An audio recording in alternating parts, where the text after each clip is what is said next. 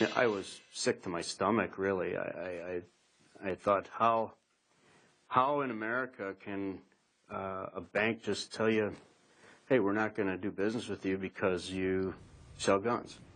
Coming up tonight at 6, we'll hear the story of a Hawkins Gun store owner and his effort to take down a federal program. He says the U.S. Department of Justice is the reason he had to close his business bank account at a local credit union. We'll hear from the credit union, how this started, and where it could go, coming up tonight at 6. Western Wisconsin man believes the U.S. Department of Justice stepped on his constitutional rights. His case revolves around a business bank account. Mike Schuetz runs a gun store in Rusk County. He'd opened the account at a local credit union in November. A week later, the credit union told him he couldn't bank there anymore because his business was considered high risk. It came in on trade. Hunters call a clean gun a good gun. Oil everything up, make sure everything's cleaned up. It's something Mike Schuetz deals with at his store, Hawkins Guns in Rusk County. Schuetz sells guns at his store and online. I think that this area needed a gun store. In November, Schuetz opened a business account at the Hawkins Heritage Credit Union. A week later, he was told he needed to close that account. He carried an audio recorder into the credit union when he asked why. You don't do firearms, ammunition, imports, attorneys, auctioneers, and check cashing companies. Schuetz says he was sick to his stomach, especially since he was running a licensed, perfectly legal store. I thought, how in America can a bank just tell you, hey, we're not going to do business with you because you sell guns? Credit union leaders told Schuetz his business considered high risk under federal anti-money laundering laws. At the time, Schuetz's credit union didn't have the financial tracking tools to prove money wasn't being laundered.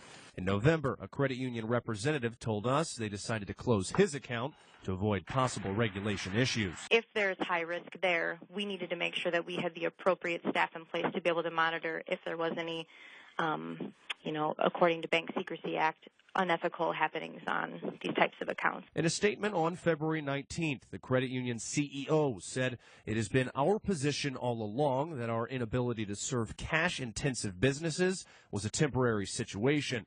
She says they've made the upgrades to follow regulations for high-risk businesses. She added that the regulators did not dictate the types of businesses we could serve. However, Schuetz disagrees. He points to a Department of Justice program called Operation Choke Point. It started in 2013 to address credit card fraud. Opponents say it pressured banks to cut ties with high-risk organizations. The DOJ considered stores like Hawkins Guns high risk, like Ponzi schemes, get-rich-quick products, and drug paraphernalia.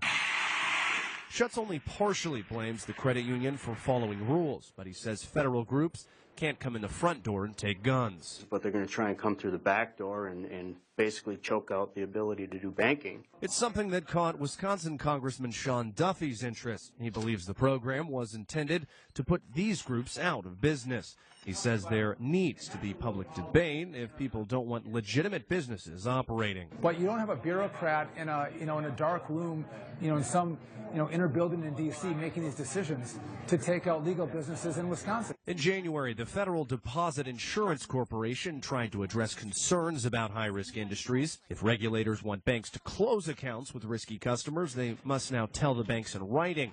It's a step House Republicans have wanted, but it's not enough for Schuetz. I'm not going to stop until someone's held accountable. Schuetz now banks in Phillips. He hasn't had any issues, but the entire episode could lead him from Hawkins, Wisconsin to Washington, D.C. Schuetz plans to keep lobbying for